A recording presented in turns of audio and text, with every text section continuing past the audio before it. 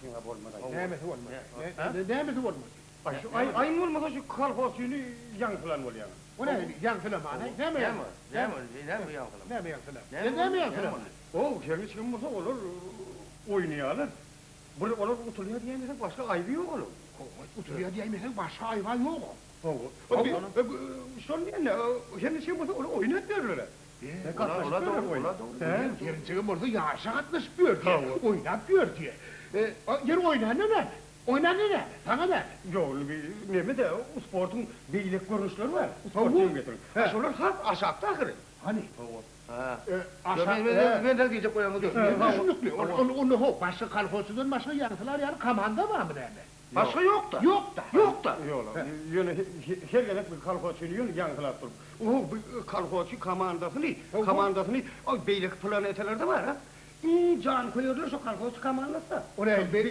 O belik falan. O ne belik? Hasan gitti yolu. Beylik planetede gidip görmüyor. Yok, o Mars'ta var ha. Yerde varlıklarını özlüyorlar. Mars'ta kalfosu kamandası var ha. Şunu balkonlarına durup solun oyunu seyrediyor. O ne? Kalfosu. Bu ne? Tehlikeli tüm kavlan ne mi bir? Abi düşüyordu var bile bir de o oyun. O ne? Ne bu? Ne tutumuzda Mars akılıp? Ne mi diyene? Kalfosu. Şu kalfosu kamandasının hücumçuları var ha. Allah! Şu var hata deyip bir piyokları diyek koyver yavalı var. 7 milyon kilometre yukarı gidiyor. Gördün mü? 7 kilometre. 7 kilometre var mı? 7 mi? Milyon. Kilometre. Siz varsin ha. Olur motorun elini göreyim.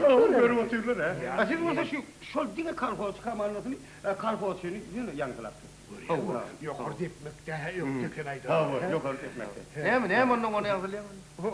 Yok ben Ne mi yankılıyor diyen var bina attakan. Ne mi attakan oluyor? Ne mi attakan oluyor? yok. Sen ne mi diyecek ona? Yok ne Ne mi Doğru. Bana ne diyorsun bile var da? mı? Kalosunu ne mi var? Ayda okarım yine ayda okarım. Bana ne işin bile var? Kalos komandasına at taktırmaz. Özümüzden başka. Doğru da.